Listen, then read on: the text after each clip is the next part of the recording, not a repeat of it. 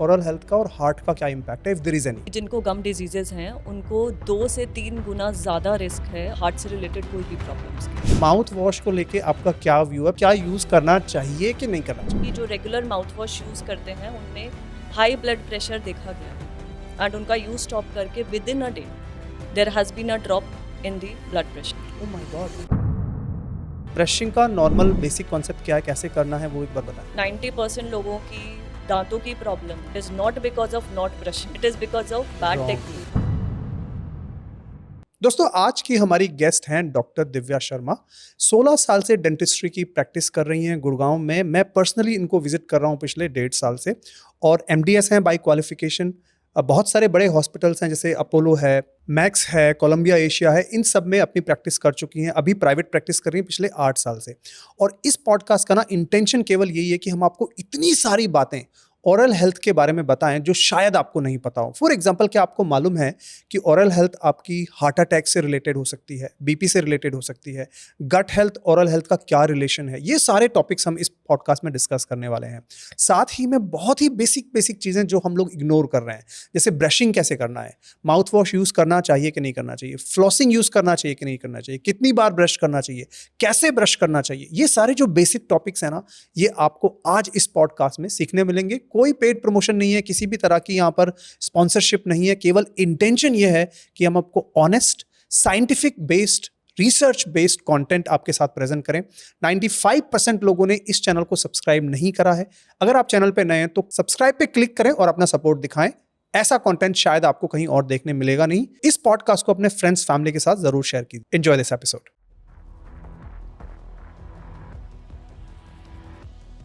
Doctor Divya, thank you so much अपना time देने के लिए। बहुत सारे क्वेश्चंस हैं मुझे, गम्स को लेके, टीथ को लेके, माउथ वॉश को लेके, ब्रशिंग को लेके।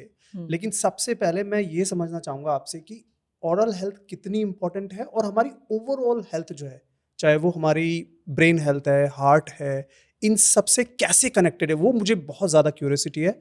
तो पहले उससे चालू करेंगे please. Okay, thank you Rahul for having me over here. एक इंटरेस्टिंग तरीके से शुरू करते हैं। Let's start with an example. So हम इमेजिन करते हैं कि जो हमारी बॉडी है वो एक बहुत बड़ी बिल्डिंग है और जो हमारा माउथ है वो उस बिल्डिंग का मेन गेट है। ओके। राइट। सो अब आप ये इमेजिन करिए कि अगर उस मेन गेट में आपके बहुत कूड़ा रहता है और बहुत कचरा पड़ा हुआ है, वो साफ़ नहीं है, तो कैन यू इमेजिन कि उस मेन गेट के रास्ते से वो कूड़ा कचरा हर बार आपकी बिल्डिंग में अंदर जाएगा, जितनी बार आप एंटर करेंगे वो सारा कचरा आपकी बॉडी में जा रहा है। बिल्कुल। It works like that. Okay. So इसको मैं 3 फैक्ट्स में स्प्लिट करके एक्सप्लेन करूंगी और तीनों ही फैक्ट्स बहुत इंपॉर्टेंट हैं। फर्स्टली, जब हम बात करते हैं अपने ओरल हेल्थ की तो एक 90% रूल फॉलो होता है यहाँ पर, विच इज़ कि जो हमारा बॉडी में कहीं पे भी किसी भी चीज़ की कोई भी बीमारी अगर चल रही है तो उसके कोई ना कोई सिम्टम हमारे मुंह में आपको नजर आएंगे। Oh, really? 90% Really? 90% बीमारियों के। ओके। सो अगर आप डायबिटिक हैं या फिर अगर आप सिंपल सा एनीमिया तक है आपको, या अगर आप पीसीओडी है आपको, तो वो सारे सिम्टम्स आपके मुंह में नजर आएंगे। Second is gateway. The second point is कि अगर हम अपने मुंह में मसूड़ों की बात करते हैं तो we have various blood vessels in our gums.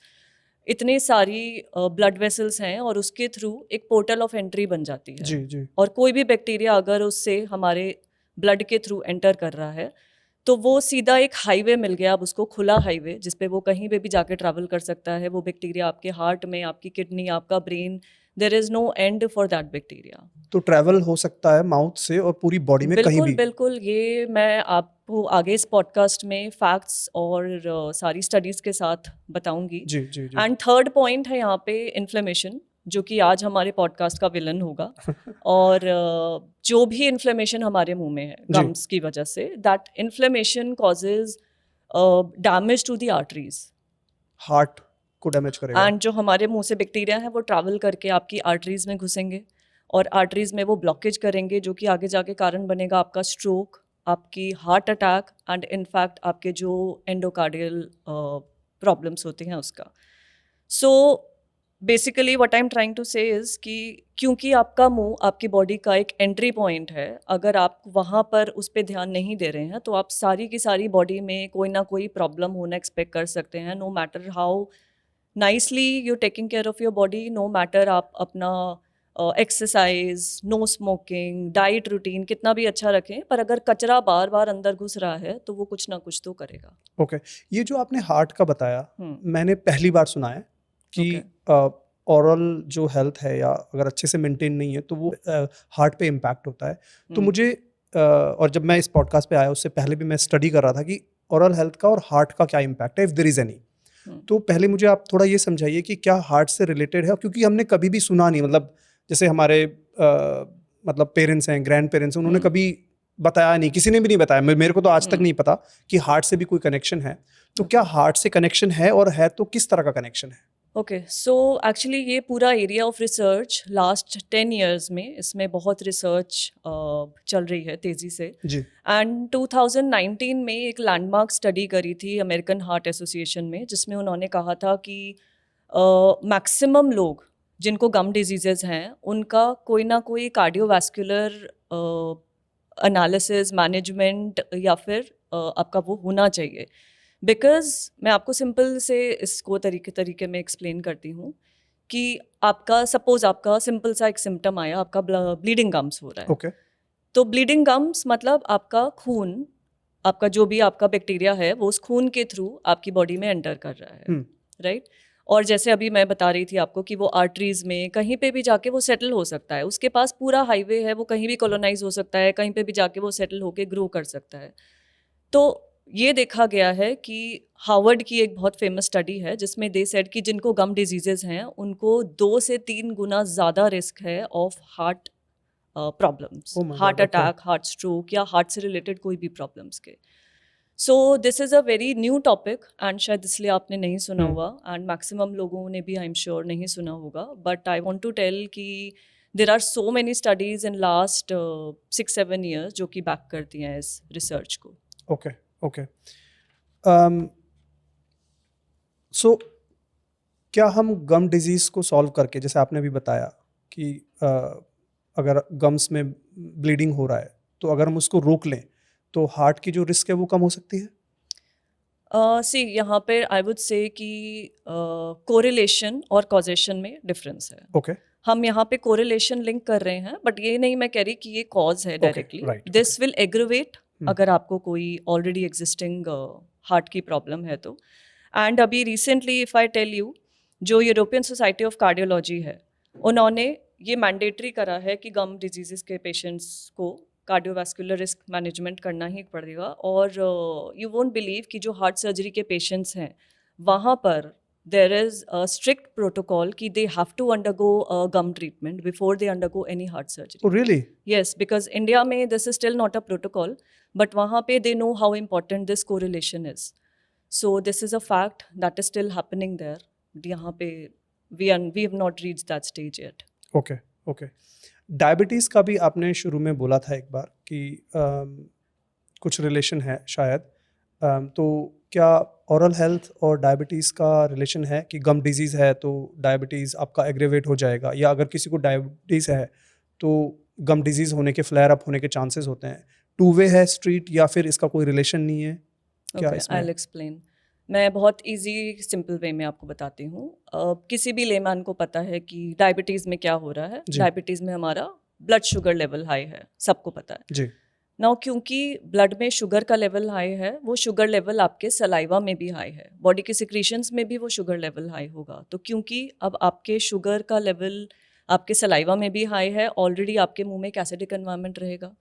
Diabetes की वजह से आपकी इम्यूनिटी कॉम्प्रोमाइज्ड है, तो अगर मुंह में कोई गम का इन्फेक्शन हुआ because of the increase sugar level, तो वो इम्यूनिटी कॉम्प्रोमाइज़ होने की वजह से ईजिली हो जाएगा। थर्ड चीज़, डायबिटीज़ में हीलिंग कॉम्प्रोमाइज्ड है, तो जी। अगर ऐसा कोई इन्फेक्शन हुआ तो वो हील होने में बहुत टाइम लेगा। ठीक है। Hmm. Fourthly, inflammation is a part of diabetes. आप डायबिटिक पेशेंट्स को देखेंगे तो सारी बॉडी में एक इन्फ्लेमेटरी कंडीशन उनके रहती है, and same applies to the gums also. Right. Gums भी इन्फ्लेम्ड रहेंगे तो ये 4-5 फैक्टर्स सारे मिलकर उनकी ओरल हेल्थ को बहुत कॉम्प्रोमाइज़ कर देते हैं, and Okay. This is a fact कि ये डायरेक्ट कोरिलेशन है।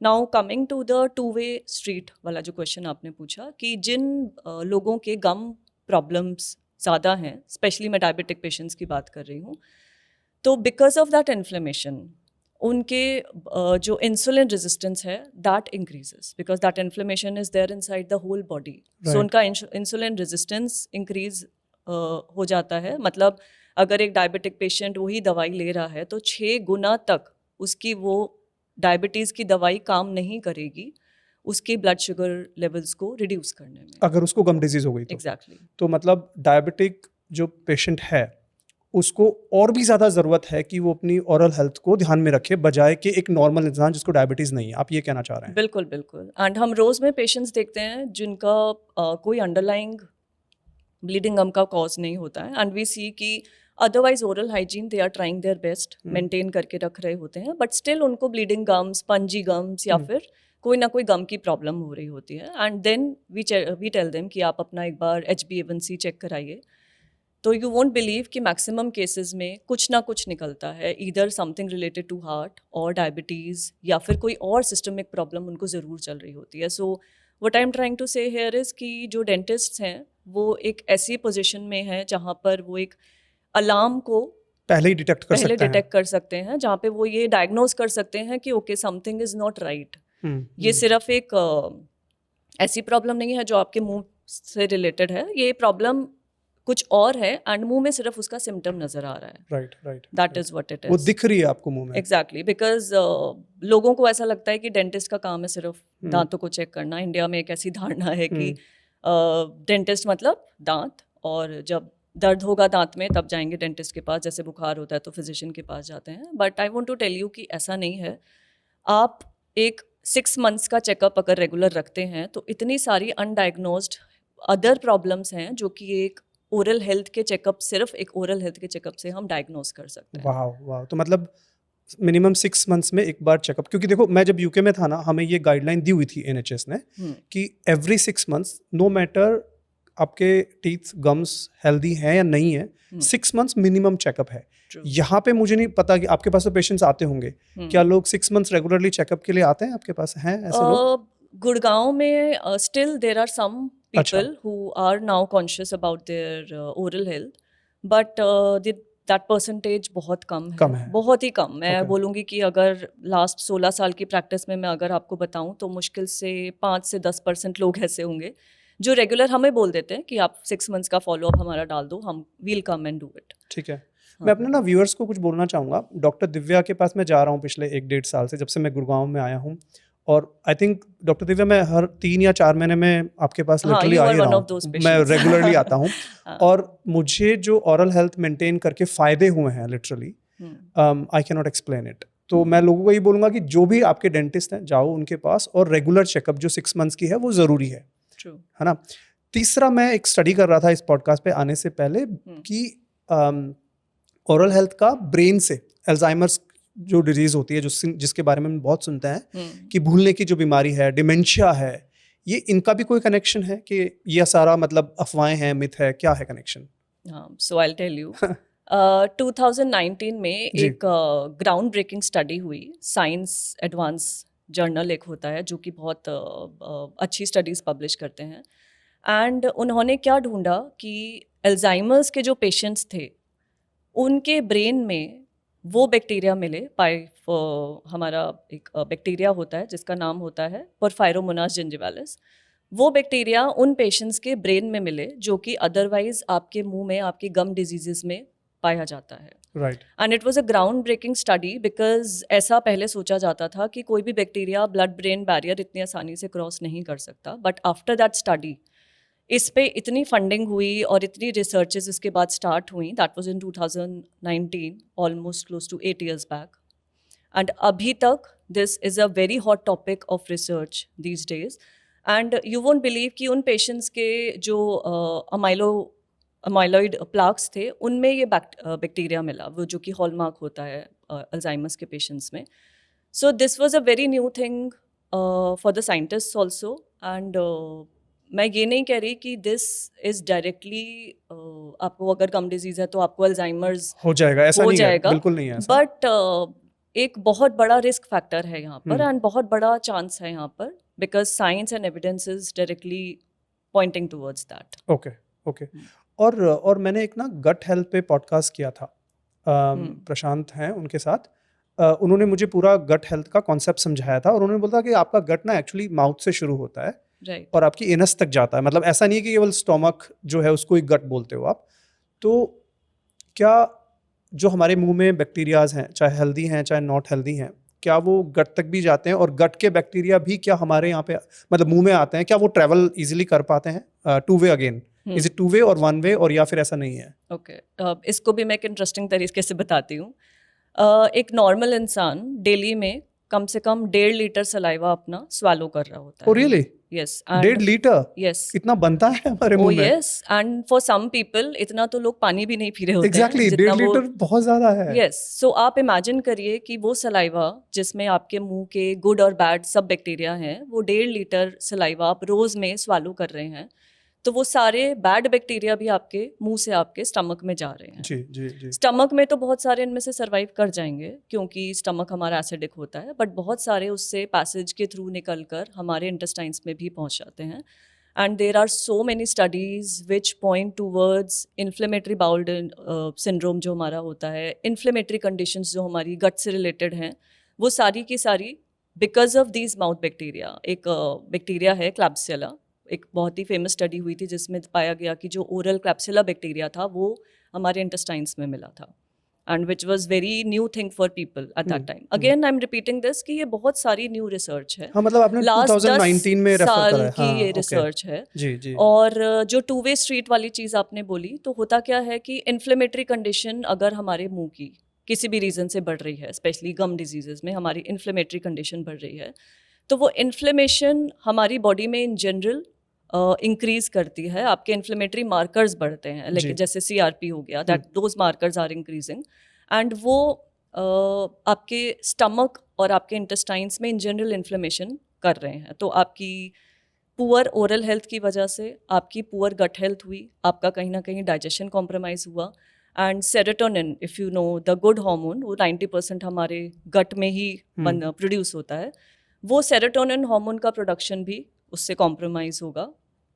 तो what is happening here is कि because of your poor oral health आपका बैड मूड भी कनेक्ट होगा कनेक्ट हो उसकी गया। वजह ओके, से। Right right. Yes because so मैं ज़रा इसको रिफ्लेक्ट करने की कोशिश कर रहा हूँ कि पिछले 10 से 15 मिनट में हमने क्या एस्टैब्लिश करा है। हमने ये एस्टैब्लिश करा है कि ओरल हेल्थ हमारी डिसकनेक्टेड नहीं है। इनफैक्ट काफ़ी कुछ स्टडीज़ जो रिसेंट हुई हैं उनमें 4 चीज़ों पे तो हमने डिस्कस कर लिया कि ब्रेन, हमारा हार्ट, डायबिटीज़, गट, सब पे इसका कहीं ना कहीं, चाहे हो सकता है डायरेक्ट एक इम्पैक्ट ना आए, बट कहीं ना कहीं एक इनडायरेक्ट इम्पैक्ट तो उस पर दिख ही रहा है ना।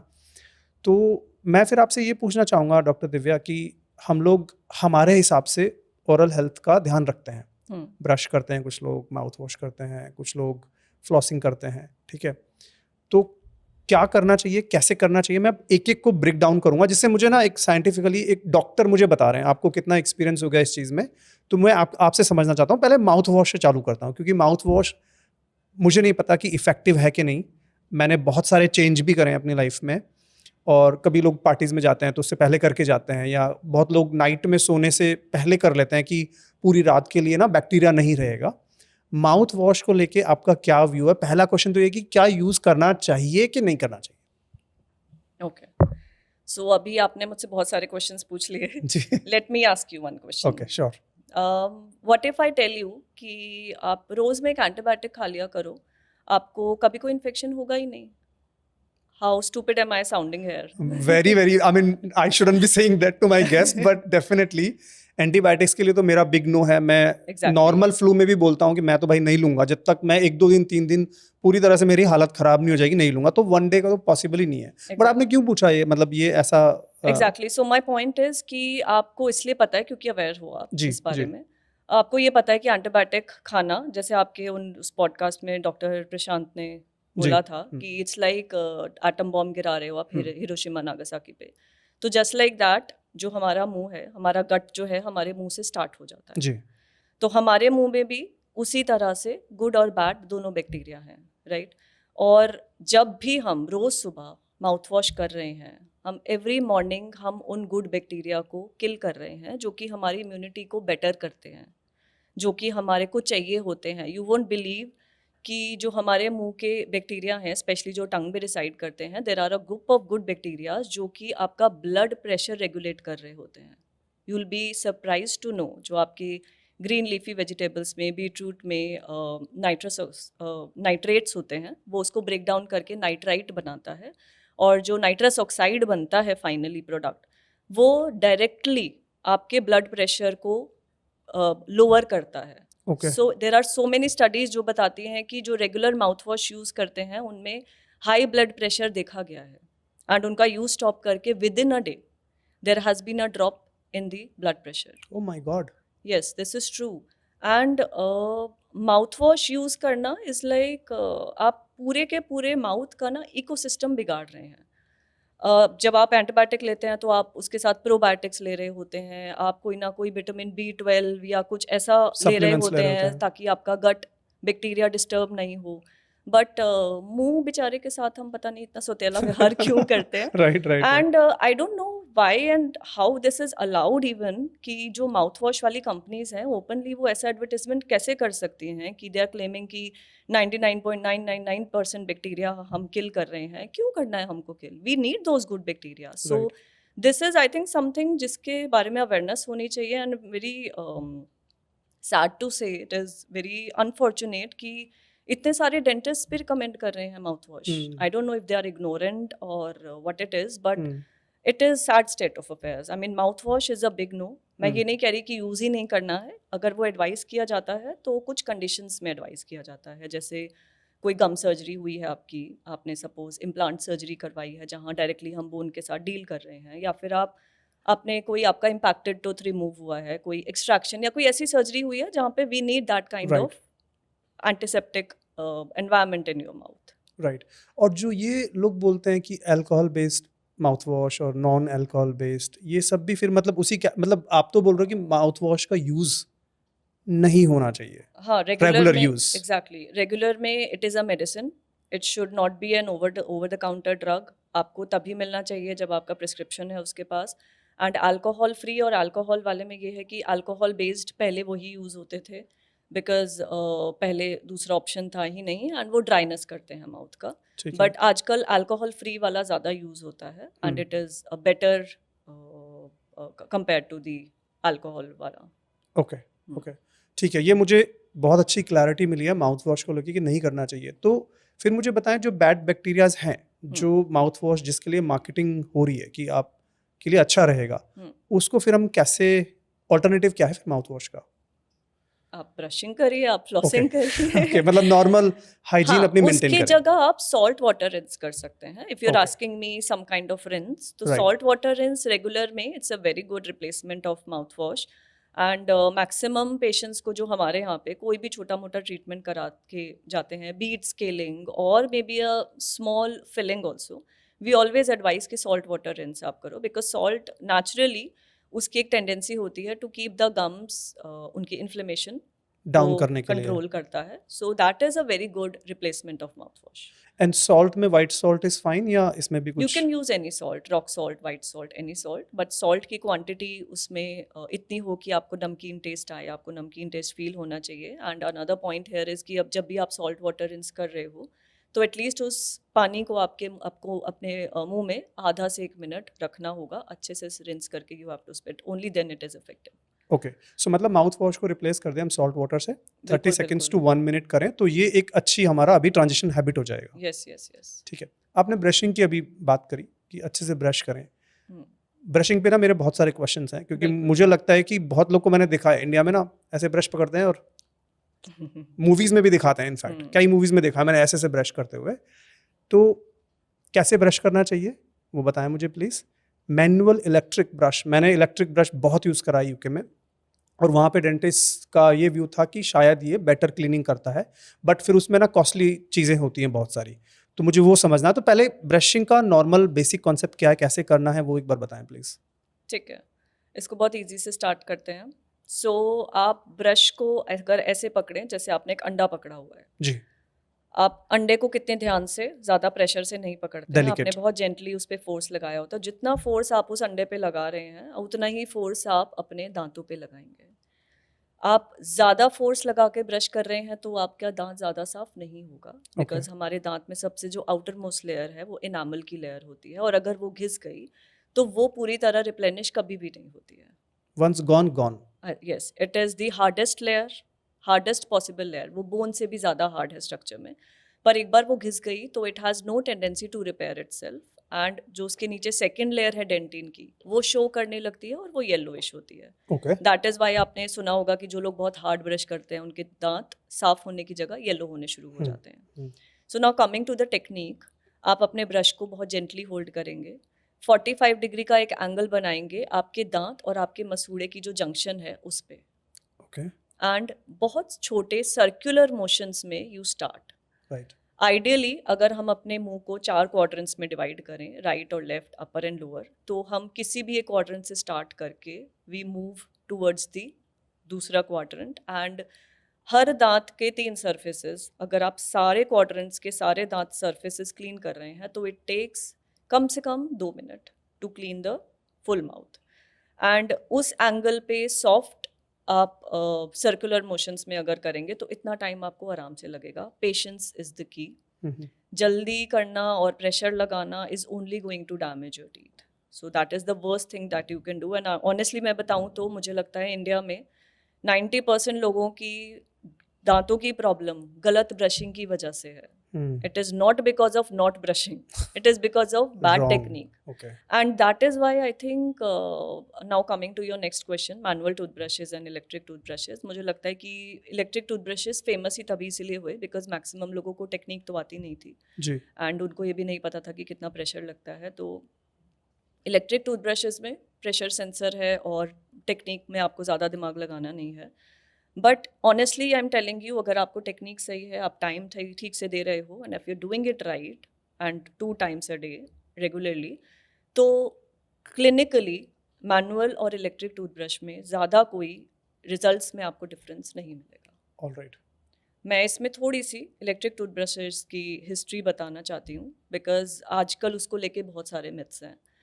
तो अराउंड 1954 में ना ये ब्रशेस इंट्रोड्यूस हुए थे स्विट्ज़रलैंड में, एंड उसके बाद ये सारी बाकी की वर्ल्ड में इंटरनेशनली मार्केट होने शुरू हुए.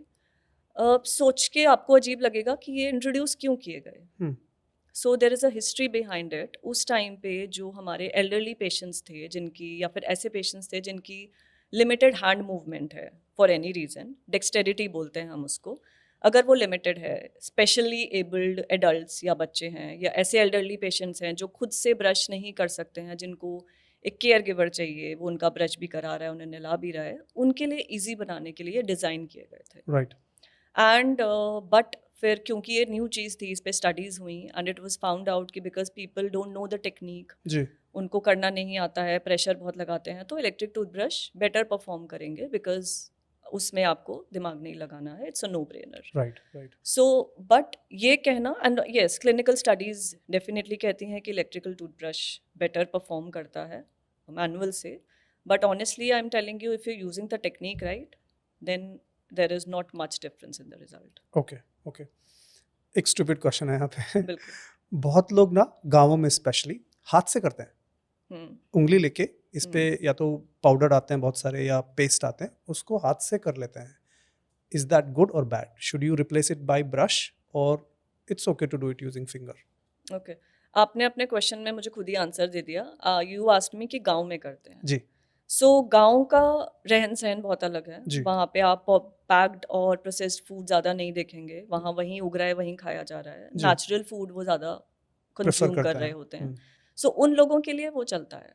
राइट. बिकॉज जितना हम फूड नेचुरल उसमें ले रहे हैं उतना ही ज़्यादा वो कम स्टिकी होता है, एंड हमको ओरल हाइजीन मेंटेन करना बहुत इजी होता है. जी. जी. Now coming to the cities जहाँ हम रह रहे हैं, यहाँ पर हम रोज़ में कोई ना कोई प्रोसेस्ड या फिर पैक्ड फूड ज़रूर ले रहे हैं. जंक फूड बहुत कंजम्पशन है. हम अनोइंगली, आप बोलेंगे कि नहीं इतना नहीं है, मैं तो बाहर का नहीं खाता, बट आप रोज़ में, हमारे घर में बिस्किट्स होते हैं, नमकीन होता है, कोई ना कोई ब्रेड्स होती हैं, है ना. सो ड्रिंक्स में भी आप चाय कॉफ़ी, इट्स वेरी नॉर्मल. बिल्कुल. सो फॉर अस वो सब्स्टिट्यूट काम नहीं करेगा. We have to use we have to use the brush. एक और स्टूपिड क्वेश्चन. क्योंकि मैं गांव में रहा हूँ, गांव से ही आया हूँ, और वहाँ पे मैंने देखा लोगों को नीम की दातुन करते हैं लोग, और बोलते थे ऐसे कि यार ब्रश वगैरह से कुछ नहीं होता, कोलगेट पूरी मार्केटिंग है वगैरह वगैरह, आप नीम की दातुन करो वो बेस्ट है। और वो लोग मुंह में लगा के सुबह आधा घंटा घूमते थे और जॉगिंग करते हैं और एक्सरसाइज करते हैं। क्या सच है उसमें?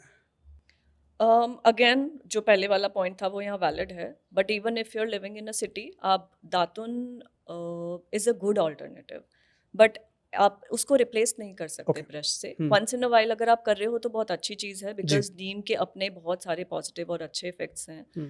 एंड मुंह में जैसे आपने बोला आधा घंटा हम रख रहे हैं, तो आधा घंटा अगर आप उस चीज़ को मुंह में रख रहे हो, दैट मीन्स आप उसको बहुत टाइम दे रहे हो, सलाइवा को क्लींजिंग एक्शन करने का बहुत अच्छा खासा टाइम मिल रहा है। सो जी। It's a very good alternative, but replace नहीं कर सकते ब्रश ठीक है, से। एक्स्ट्रा करना है तो कर सकते हो। बिल्कुल बिल्कुल, it's an Okay. Adjunct and it's a very good thing. Inflamed gums वगैरह में हेल्प करता है, हम्म। प्रोवाइडेड आप उसको गम्स पे बहुत ज़्यादा घिस नहीं रहे हैं। ठीक है। एक और क्वेश्चन था ब्रश को रिलेटेड। सो कितनी फ्रीक्वेंटली ब्रश को चेंज करना चाहिए? इज इट 6 मंथ्स, 1 ईयर, या किसी फैक्टर पे डिपेंड करेगा?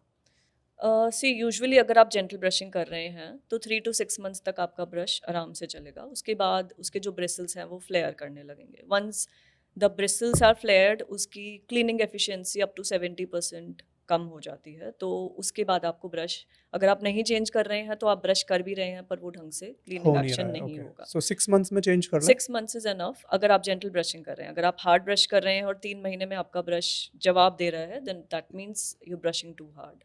ओके। क्या ब्रश को पानी में सोक करके रखना चाहिए रात में, एंड देन सुबह जब आप उठते हो तो वो थोड़ा सॉफ्ट हो जाता है? इज दैट बेटर, या ऐसा कुछ भी नहीं है, बस एक बार पानी से वॉश कर लो? ऑनेस्टली मैं पहली बार सुन रही हूँ। जो ब्रश है वो हमेशा ड्राई रहना चाहिए। ड्राई रहना चाहिए? इनफैक्ट जो कवर्स आते हैं वो हमको नहीं यूज़ करने ओके, चाहिए, ठीक है। बिकॉज आप जितना ब्रश को ब्रश करने के बाद एक बार पानी से क्लीन करके ड्राई रख रहे हो, उतना ही उस पर बैक्टीरियल ग्रोथ एक्यूमुलेशन कम होती है। मॉइस्चर नहीं रहेगी उसमें, बिल्कुल, ड्राई रहेगा वो। हाँ, राइट। ठीक है। आपने बोला 2 बार ब्रश करने हैं, मॉर्निंग में, इवनिंग में। तो कुछ लोग ये बोलते हैं ब्रेकफास्ट के बाद करो, कुछ लोग, मैंने जब मैं कॉर्पोरेट में था तो ऑफिसेज में मैंने देखा लंच के बाद कुछ लोग ब्रश करने जाते थे। तो कितनी बार ब्रश करना चाहिए और उसकी टाइमिंग क्या होनी चाहिए? ओके, एक बहुत फेमस सेइंग है कि मॉर्निंग में ब्रश आप दूसरों के लिए करते हो और रात में ब्रश आप अपने लिए करते हो। Very nice.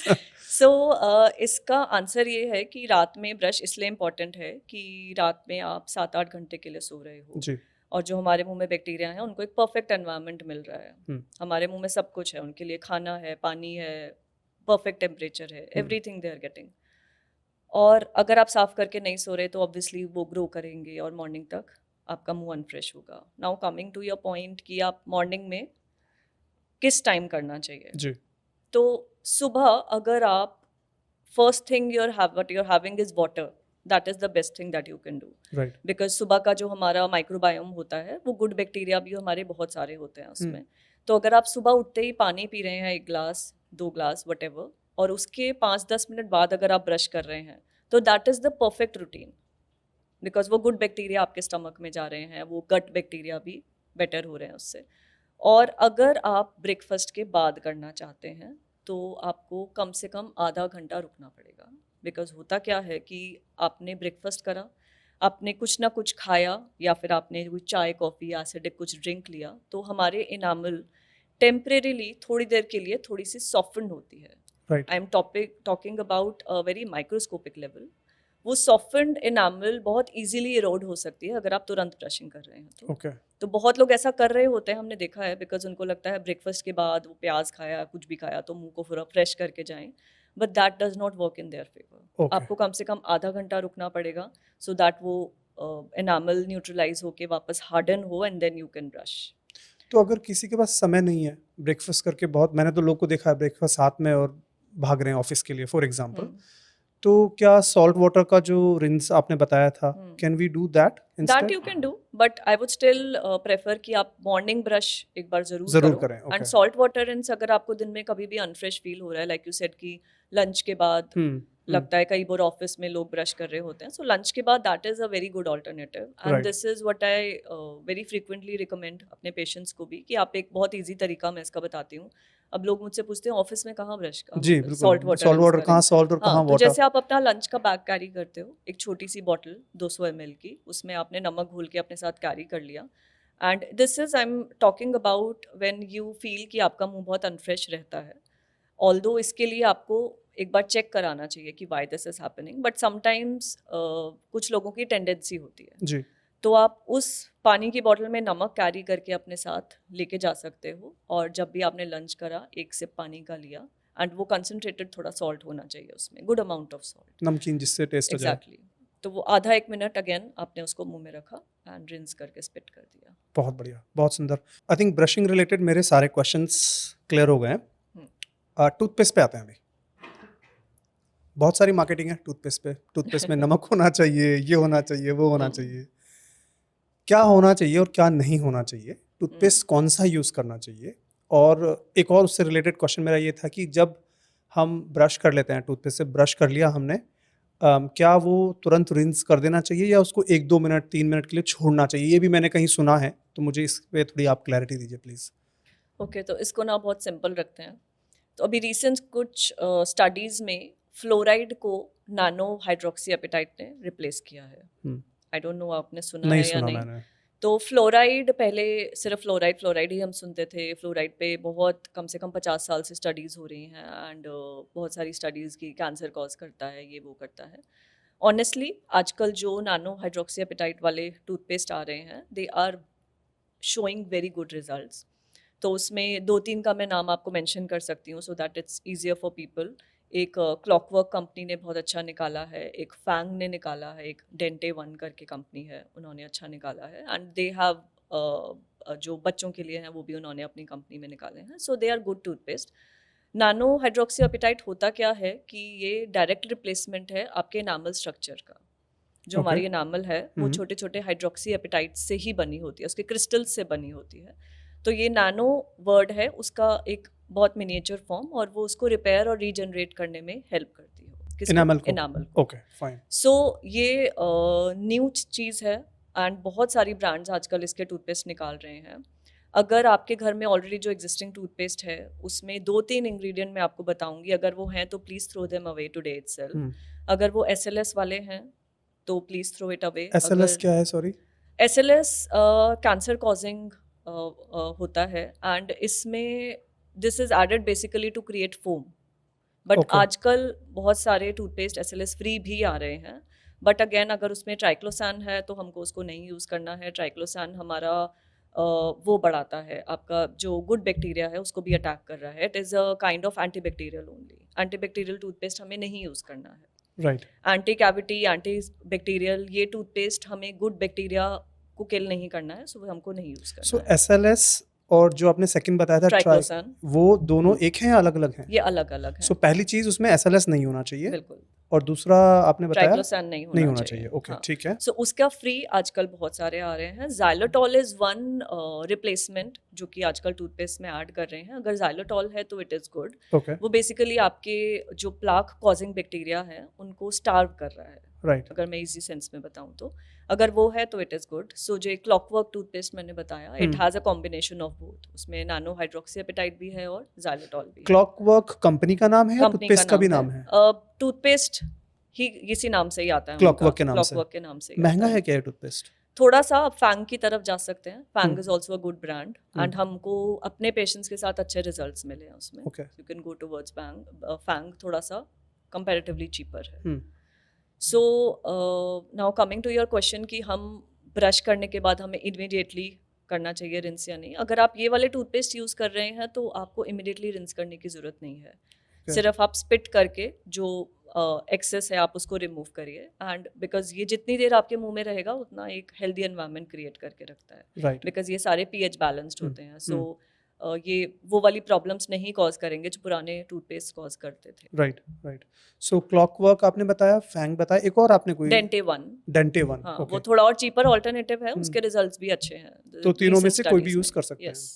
और ये नॉर्मल जगह पे मिल जाते हैं, फार्मेसी से लेना पड़ेगा इनको? यूजुअली फार्मेसी पे, आई थिंक ऑनलाइन भी काफ़ी जगह अवेलेबल है. ठीक है. ठीक है. अच्छा, एक क्वेश्चन था, टूथपेस्ट लेना कितना चाहिए ब्रश पे? मैंने जैसे एडवर्टाइजमेंट में देखते हैं पूरी ब्रश को वो एकदम भर देते हैं टूथपेस्ट से, तो कुछ इसका लॉजिक है? सी वो तो मार्केटिंग गिमिक है जी. उनको तो प्रोडक्ट बेचना है. But honestly if you ask me तो एक पी साइज, मटर के दाने का साइज का जितना उसका क्वांटिटी आपको लेना होता है, एंड इतना क्वांटिटी एनफ होता है बिकॉज उसका एक क्लींजिंग एक्शन है। तो इतने साइज का अगर आप ले रहे हो तो वो अपना काम पूरी तरह कर रहा है। ओके, टूथपेस्ट से रिलेटेड एक और क्वेश्चन, सेंसिटिविटी को लेके बहुत सारा प्रॉब्लम होता है लोगों को, किसी को ठंडा लगता है, किसी को आइसक्रीम नहीं खाई जाती, किसी को गर्म लगता है टीथ में, तो उनके लिए जो टूथपेस्ट एडवर्टाइज होते हैं जैसे कि सेंसिटिविटी के लिए आप ये वाला टूथपेस्ट यूज़ करो, क्या वो ठीक है? सी सेंसिटिविटी के टूथपेस्ट इफेक्टिव होते हैं जी। बट प्रॉब्लम ये है कि लोग अपने आप डॉक्टर बन जाते हैं एंड दे फील कि दिखाने की ज़रूरत नहीं है, टूथपेस्ट यूज़ करा एंड हो गया।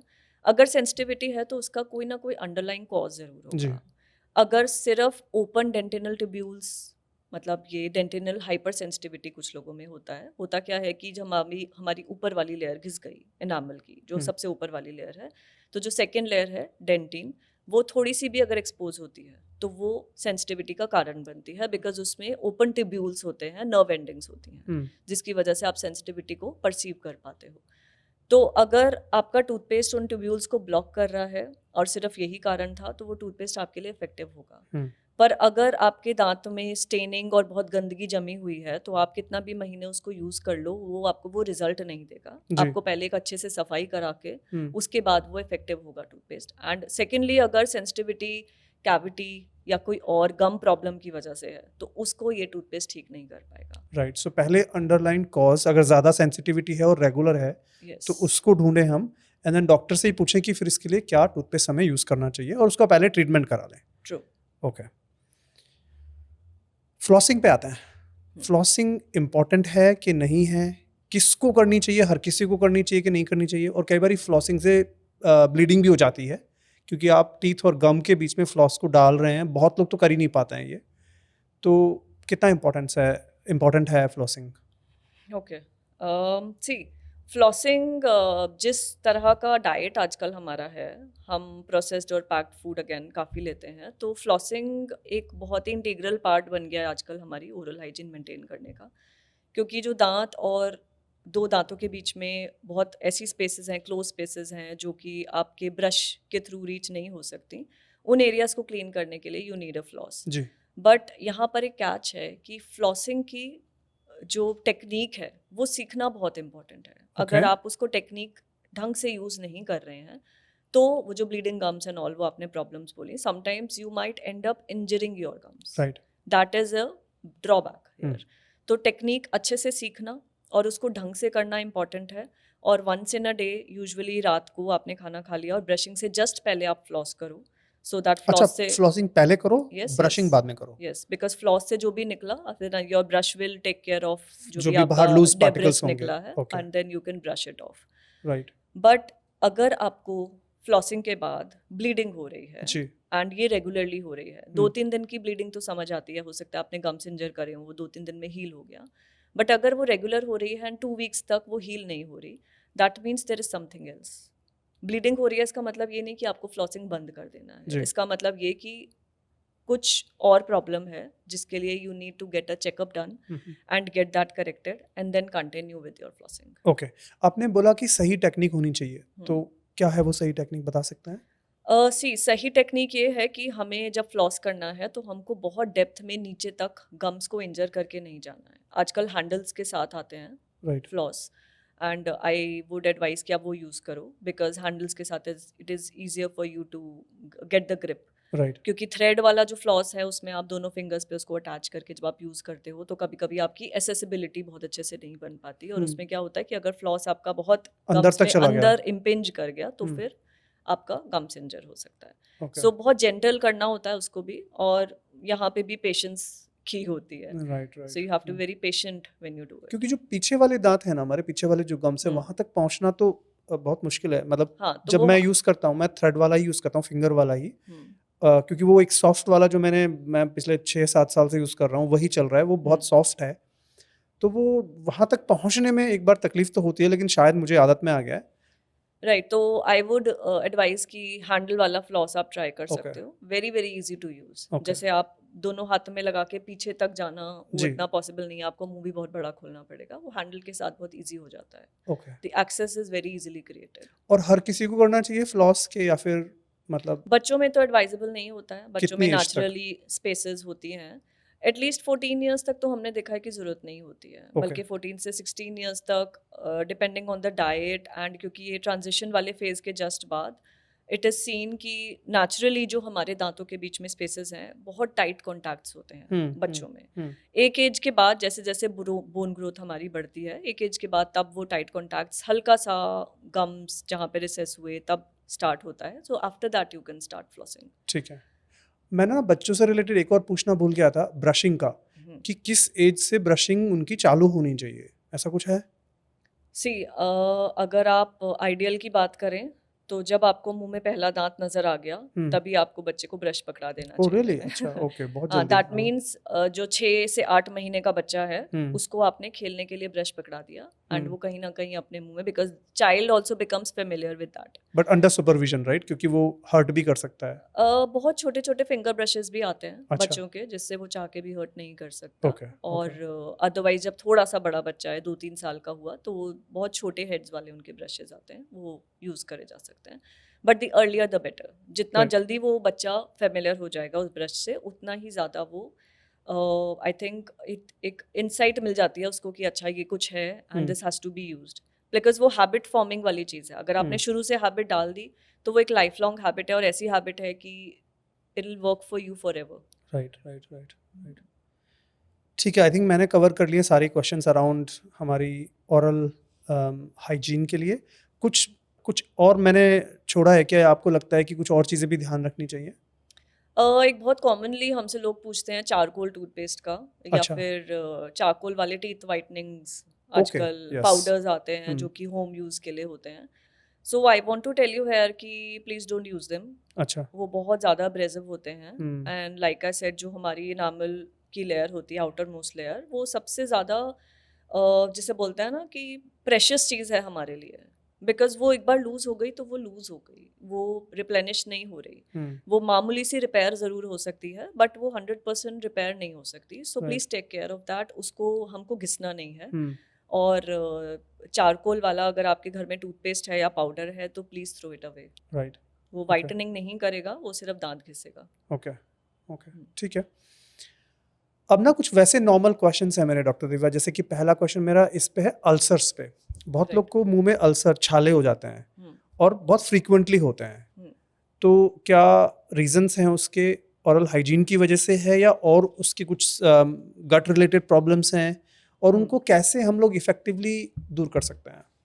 सो सी, अल्सर्स यूजुअली ना 2-3 रीजन से होते हैं, बट इंडिया में मैक्सिमम केसेस में देखा गया है कि stress is the most important underlying cause, specially जो अर्बन सेटअप्स में हम रह रहे हैं, यहाँ पर सबसे बड़ा रीज़न स्ट्रेस है। उसके अलावा बहुत सारी न्यूट्रिशनल डेफिशिएंसीज हैं जिसकी वजह से हो सकता है, B12 हो सकता है, आपका आयरन या फोलेट लेवल्स कम है, या फिर विटामिन सी, एक विटामिन जो आपने सुना होगा, बचपन में हम स्कर्वी पढ़ते थे, जो कि स्पंजी गम्स करता है। तो ये कुछ रीजंस की वजह से हो सकता है। और अगर आपको लग रहा है कि बार बार हो रहे हैं, अगर आपके साल में 3-4 बार अल्सर्स हो रहे हैं, तो ये भी हो सकता है कि ये किसी और सिस्टमिक रीजन का एक सिर्फ सिम्टम है, बिकॉज ओरली कई बार ट्रॉमा से हो जाते हैं। कुछ लोगों के दांत इतने शार्प एजेस हैं कि ऊपर और नीचे का दांत जहाँ टकराया वहीं एक छोटा सा उनको इंजरी हुई, and that injury turns into an ulcer, traumatic ulcer जिसको हम बोलते हैं।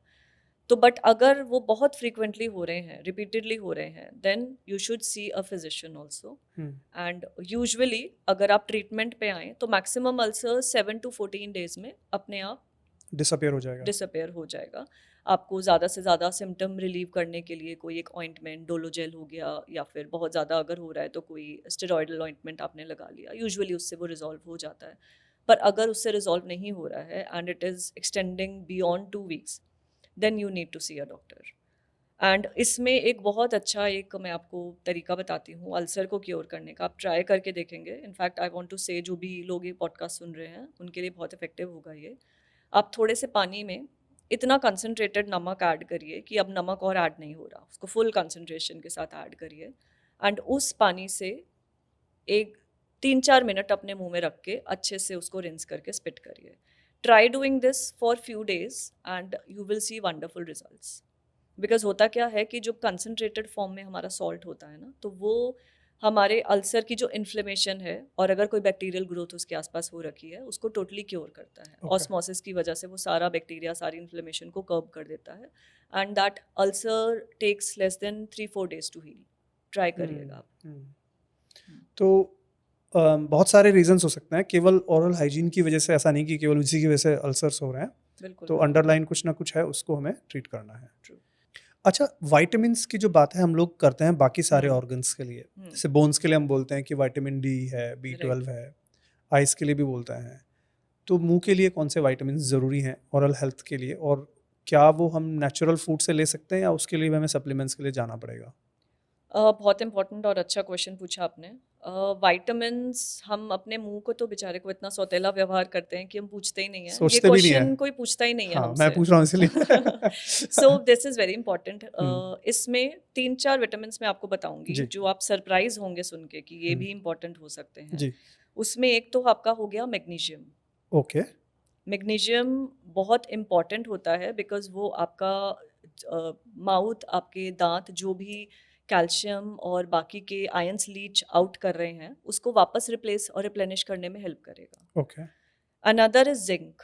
जिंक हमारे सलाइवा, हमारे टीथ को रिप्लेनिश करने में इक्वली इम्पॉर्टेंट है. एंड ये मैक्सिमम जो भी मैं आपको बताऊंगी ये आपको नेचुरल फ्रूट्स से, नॉर्मल फ्रूट्स और वेजिटेबल्स से मिल जाते हैं. बहुत ही कम है जो सिर्फ अगर वीगन है तो उनको शायद रिप्लेसमेंट या सप्लीमेंट लेने की ज़रूरत पड़े. अदरवाइज नॉर्मल हमारे डाइटरी फूड्स में से आपको मिल जाता है. एक बहुत इंपॉर्टेंट विटामिन सी तो खैर सबको पता ही है, सबने सुना ही हुआ है क्योंकि ये वाटर सोल्यूबल है, तो आप डेली में उसकी टैबलेट्स ले सकते हो. वो आपकी इम्यूनिटी वैसे भी इम्प्रूव करेगा. B12 जो आपने मुझे बताया वो अगेन हमारे माउथ के लिए भी बहुत इंपॉर्टेंट है. बिकॉज यहाँ पर ना हमको एक चीज़ समझने की ज़रूरत है कि जब हम विटामिन की बात कर रहे हैं ना, हम अपने सलाइवा की भी बात कर रहे हैं. हमारे सलाइवा की क्वालिटी कैसी है ये बहुत इंपॉर्टेंट है. हमारे सलाइवा की क्वालिटी जितनी अच्छी होगी उतना ही हमारे दांत की इम्यूनिटी और क्लींजिंग एक्शन अच्छा होगा. बिकॉज सलाइवा हमारे दांत को प्रोटेक्ट कर रहा है. वो हमारे पूरे ओरल कैविटी को प्रोटेक्ट कर रहा है. आई टोल्ड यू कि 1.5 लीटर हम रोज में स्वालो कर रहे हैं, तो उसकी क्वालिटी बहुत मैटर करती है. तो अगर आप उसको रोज में रिप्लेनिश कर रहे हैं, प्रॉपर इलेक्ट्रोलाइट से अपने आप को आप हाइड्रेटेड रख रहे हैं, तो सलाइवा ना बहुत ज़्यादा थिक होगा ना बहुत ज़्यादा पतला होगा. मतलब वो बहुत ज़्यादा कंसनट्रेटेड भी नहीं होना चाहिए और बहुत थिन बिल्कुल वाटरी भी नहीं होना चाहिए. So that balance is very important, so that पूरे माउथ का इकोसिस्टम बैलेंस मेंटेन्ड हो. एक folate again, iron and folate बहुत इंपॉर्टेंट हैं बिकॉज वो हमारे गम्स की जो बिल्डिंग है और जो गम्स हमारे हील हो रहे हैं उसके लिए बहुत इंपॉर्टेंट होता है. So I think I have covered most of them. Calcium लोग हमसे पूछते हैं कॉमनली, बट अगेन अकेला कैल्शियम लेके आपको कोई फायदा नहीं होगा. ओके. बिकॉज ऐसा नहीं है कि कैल्शियम जाके आपके दांत पे चिपकेगा और रिप्लेस करेगा, वो नहीं होता है. ओके. पोटेशियम नाइट्रेट यूजुअली आपके उसमें पाया जाता है, what do you call it, कुछ टूथपेस्ट में इंग्रेडिएंट होता है उसका. सो ये सब एडजंक्ट हैं रिपेयर करने के लिए आपकी इनामल को और आपके सलाइवा को रिप्लेनिश करने के लिए. मैक्सिमम जो मैंने चीज़ें बताई वो आपके सलाइवा को रिप्लेनिश कर रहा है, सो दैट आपका क्लींजिंग एक्शन बेटर हो. ओके. क्या कोई ऐसे सप्लीमेंट्स है जिसमें सारे जो ओरल हेल्थ के लिए ही बना हो कि यार ये टैबलेट है, इसमें जो राइट प्रोपोर्शन है, वैसे सबके लिए राइट प्रोपोर्शन अलग अलग होता है, बट फिर भी ऐसा कुछ है क्या कि भाई आप ये ले लो आपकी ओरल हेल्थ के लिए, ये वाला supplement it has magnesium, zinc और जो सारा है? अनफॉर्चुनेटली नहीं है. अच्छा बिजनेस आइडिया है. आपने फार्मेसी वालों को अच्छा बिजनेस आइडिया दिया है, मुझे भी लगता है. ओरल हेल्थ तो कोई पूछता ही नहीं है ना. वो तो इतना इग्नोर्ड टॉपिक है हमारी कंट्री में कि people don't even bother to ask about it. ठीक है.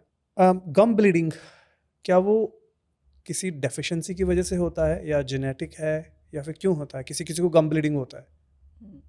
अगर किसी किसी को गम ब्लीडिंग रेगुलरली है तो उसका ज़रूर कोई ना कोई अंडरलाइन कॉज होगा. सी, अगर हम एक डेंटिस्ट के पास जाते हैं और हमने गम्स चेक करा, वो ब्लीड कर रहे हैं, यूजुअली क्लीनिंग और एक प्रॉपर उसकी वजह से गम ब्लीडिंग स्टॉप हो जाना चाहिए जी. इट टेक्स मैक्सिमम 2 वीक्स अगर हम हीलिंग, रिपेयर और सब कुछ काउंट कर लें तो. अगर उसके बियॉन्ड वो ठीक नहीं हो रहा है और आपने ओरल हाइजीन के सारे फैक्टर्स जो कॉज कर सकते हैं उसको रिमूव कर दिया है, तो फिर कोई ना कोई सिस्टमिक या अंडरलाइन कोई और कॉज है, बहुत कॉमन होता है।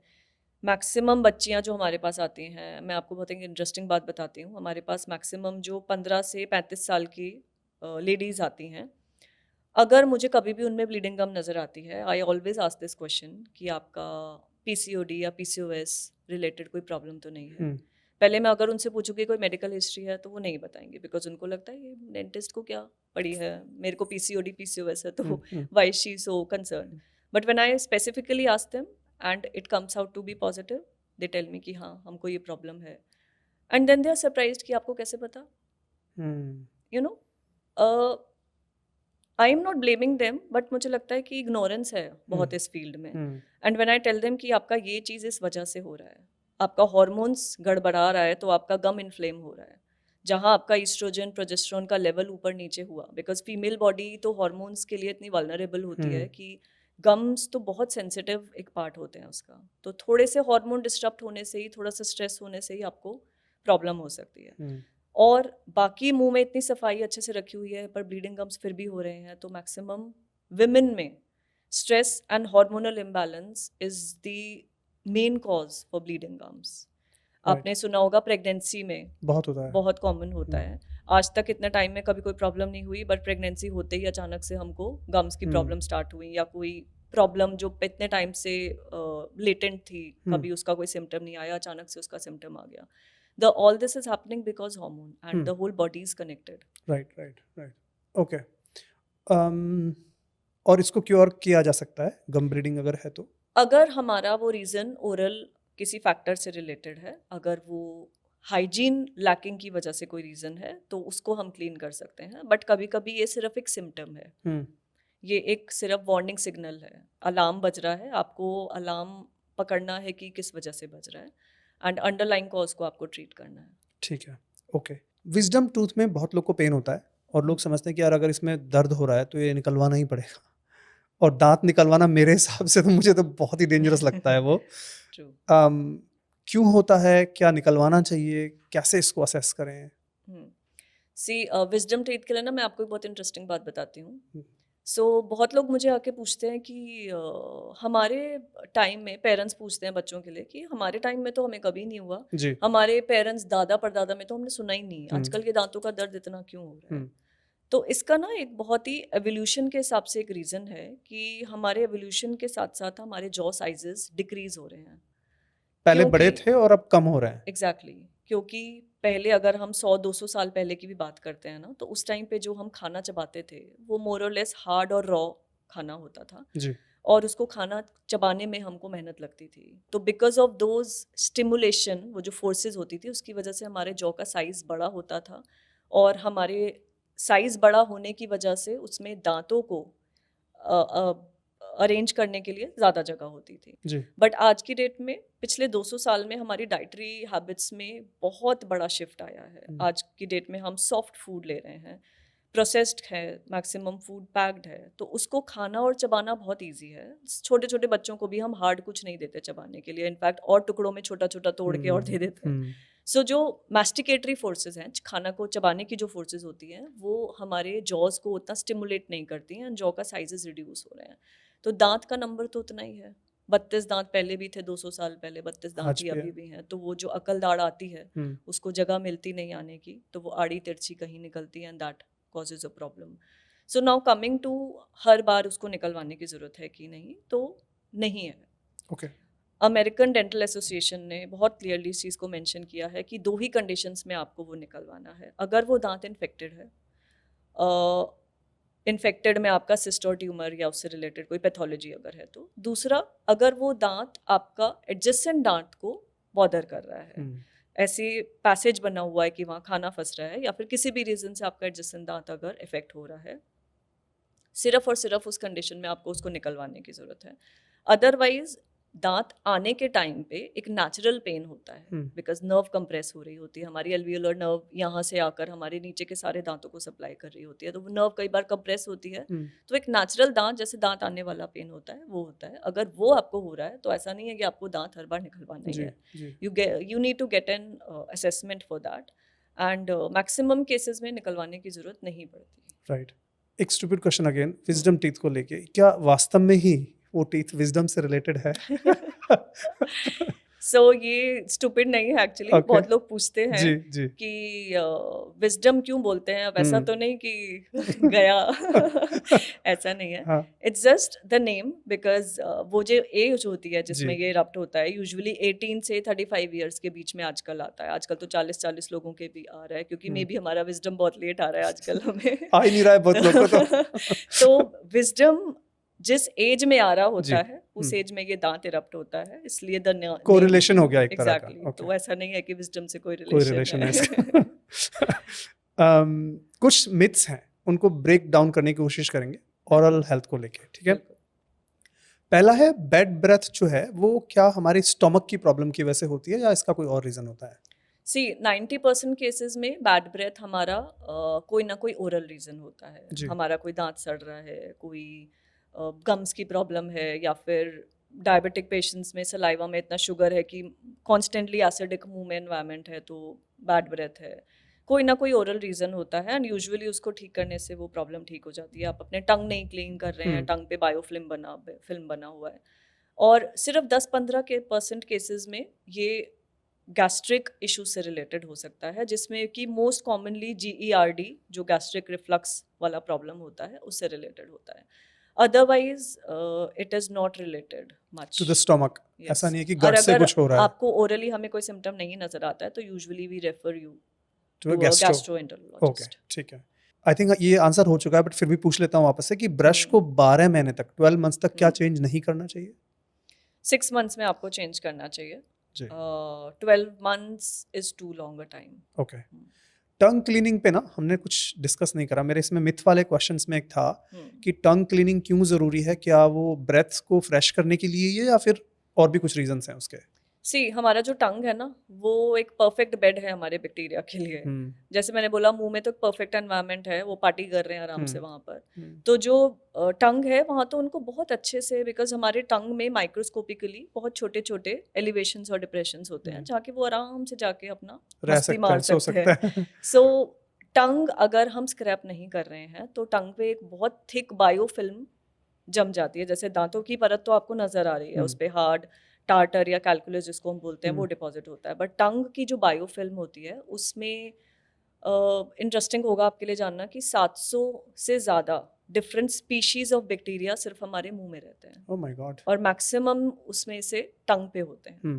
तो अगर आप टंग को क्लीन नहीं कर रहे हैं तो आपका ब्रशिंग करना ना करना सब बराबर हुआ। Right right right. सो बहुत इंपॉर्टेंट है।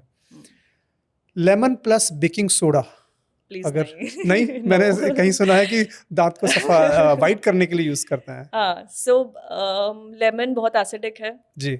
एसिड ही एसिड है उसमें, और बेकिंग सोडा का तो इतना अब्रेसिव एक्शन है, तो दोनों मिलके बेचारे दांत को बहुत डैमेज करते हैं। प्लीज मत करिए। अगर आपको करना है तो पहले आप स्केलिंग कराइए और उसके बाद वाइटनिंग के बहुत सारे ऑप्शंस हैं। Please don't do it. Okay okay. ऐसा कहते हैं कि जिसके दांत कम है उसकी लाइफ भी कम है। मुझे नहीं पता सही है कि नहीं। सी फनी लग रहा है आपको, बट ये उतना फनी है नहीं। अच्छा, क्योंकि really? उसमें कुछ फैक्ट है। ओके बिकॉज अगर आप इसको ऐसे रिलेट करिए कि जिसके दांत कम है, जी। सपोज 50 के आसपास आपने अपने 50% दांत लूज कर दिए फॉर एग्जाम्पल, तो आप खाना ढंग से नहीं खा पा रहे हैं, एंड उस एज में ये एक बहुत बड़ी प्रॉब्लम है आपके लिए। और जैसे जैसे आपका खाना कॉम्प्रोमाइज होता जाता है, आपकी बॉडी का न्यूट्रिशन कॉम्प्रोमाइज होता जाता है, एंड बहुत सारी लॉन्गिट्यूडनल स्टडीज ये कहती हैं कि ये इसलिए रिलेटेड है, अदरवाइज ऐसा नहीं है ये कोरोलरी। तो मतलब अगर लाइफ बढ़ानी तो फिर नकली दांत लगवा लो। एग्जैक्टली जो आजकल तो इतने रिप्लेसमेंट के ऑप्शन हैं, अगर आप रिप्लेस करवा रहे हैं तो वो लाइफ एक्सपेक्टेंसी से कुछ खास रिलेटेड नहीं है। अच्छा, फ्लॉसिंग से दांत और गम के बीच में स्पेस बढ़ता है, इसलिए बहुत लोग फ्लॉसिंग नहीं करते कि हमारे दांतों के बीच में गैप बढ़ जाएगा। मिथ है या फिर? वाओ, आई विश फ्लॉस इतना काम कर सकता तो हमें तो ऑर्थोडोंटिक ट्रीटमेंट की जरूरत ही नहीं होती, फ्लॉस से ही हिला लेते दांत को। ऐसा नहीं होता है, बिल्कुल भी नहीं है। फ्लॉस से एक्चुअली होता, वो मिथ भी इसलिए आया क्योंकि फ्लॉस जब आपका कहीं पे कुछ बहुत क्रॉनिकली अगर टार्टर डिपॉजिट है, उसके बाद वो स्पेस कुछ टाइम के लिए खुलती है जो कि नेचुरली गम्स को आइडियली कवर करनी चाहिए।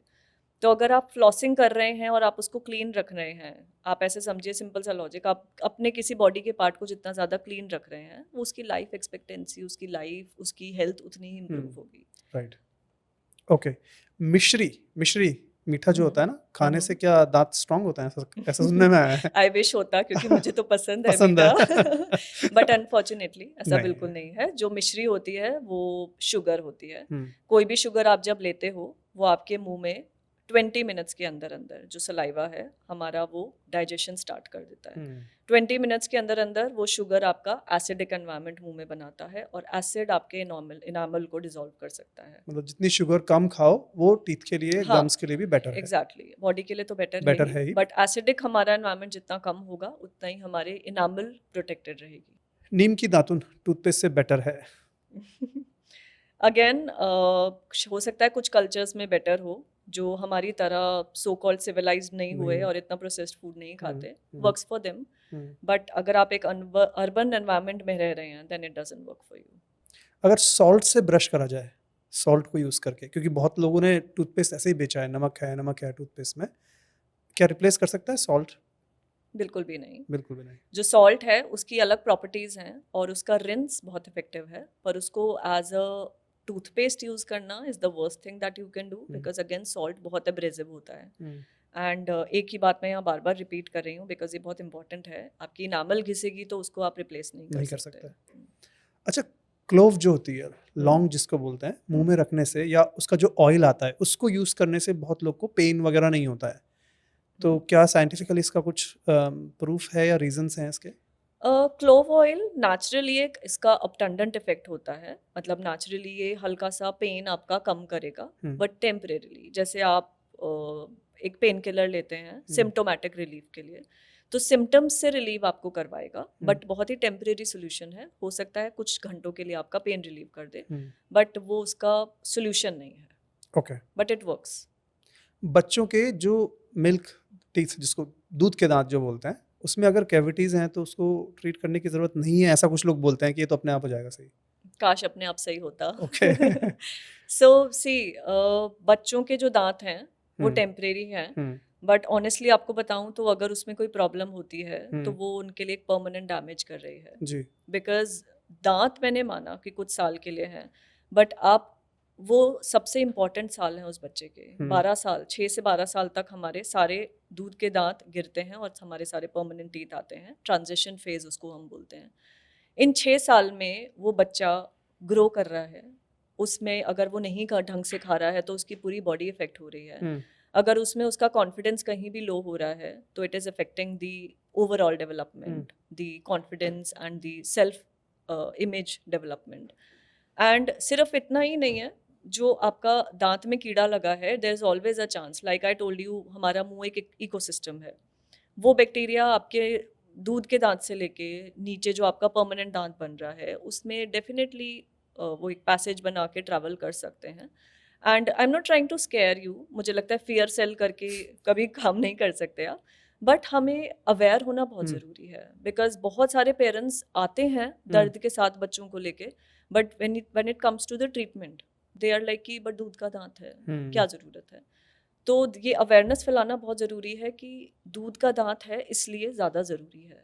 वो बच्चा है, आप तो झेल जाओगे, बट बच्चे के लिए इस चीज़ को ठीक कराना बहुत ज़रूरी है, बिकॉज बच्चे की डेवलपमेंट बहुत ज़रूरी है। वो खाना नहीं खाएगा तो it will directly affect his health, his और हर हेल्थ। तो वो पॉइंट समझना ज़रूरी है।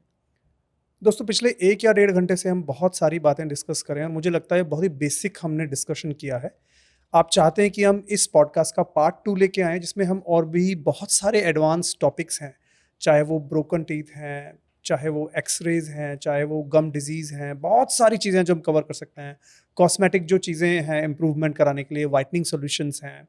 आप चाहते हैं कि हम वो सब डिस्कस करें तो कमेंट्स में लिखें पार्ट 2, हम पार्ट 2 ज़रूर लेके आएंगे। और 95% ऑफ व्यूअर्स ने इस चैनल को अभी तक सब्सक्राइब नहीं करा है। आपको लगता है कि हम एक जेन्युइन ऑनेस्ट कॉन्वर्सेशंस आपके सामने साइंटिफिकली लेके आ रहे हैं, तो आप चैनल को सब्सक्राइब कर लें और वीडियो को लाइक करके ज़्यादा से ज़्यादा शेयर करें। डॉक्टर दिव्या के मैंने कॉन्टैक्ट डिटेल्स भी डिस्क्रिप्शन या पिन कमेंट में डाल दिए होंगे। जो लोग गुड़गांव में हैं डेफिनेटली इनको रीच आउट करें। मैं पर्सनली इनको विज़िट कर रहा हूँ पिछले 1.5 साल से और मेरी जो ओरल हेल्थ है बहुत इम्प्रूव हुई है। ये कोई पेड प्रमोशन नहीं है, हमारा इंटेंशन सिर्फ इतना है कि हम लोगों को सही चीज़ें बताने की कोशिश करें। Doctor Divya, thank you so much. आपसे आज मतलब मैं पेशेंट के जैसे आता हूँ आपके पास हर बार, बहुत कुछ सीख के जाता हूँ, लेकिन आज जो एक एक्सक्लूसिव आपने हमारे लिए सेशन किया है वो मेरे व्यूअर्स के लिए बहुत नॉलेजफुल रहा होगा, और मैं उम्मीद करूँगा कि बहुत सारे लोग इससे कुछ ना कुछ अगर एक छोटा भी चेंज अपनी ओरल हेल्थ के लिए करेंगे तो ये पॉडकास्ट करना हमारे लिए सक्सेसफुल होगा। So thank you once again, and I would look to have you again in part 2 अगर लोगों के कमेंट्स आएंगे तो। Sure, I think we'll definitely do part 2 जी। बिकॉज मुझे लगता है कि ओरल हेल्थ और ओवरऑल हेल्थ को कनेक्ट करना ये बहुत ही अनटच्ड टॉपिक है, बिकॉज लास्ट 10 साल में ही इसमें मैक्सिमम रिसर्च हो रही है, बट ये बहुत इंपॉर्टेंट टॉपिक है। जी। एंड जो लोग ऐसी सिस्टमिक प्रॉब्लम से जूझ रहे हैं, जो हार्ट या फिर डायबिटीज़ या फिर ऐसी किसी भी कंडीशन से बहुत सालों से जूझ रहे हैं, उनके लिए बहुत इंपॉर्टेंट टेक अवे है कि ओरल हेल्थ को प्लीज़ इग्नोर ना करें, बिकॉज ये डायरेक्टली कनेक्टेड है।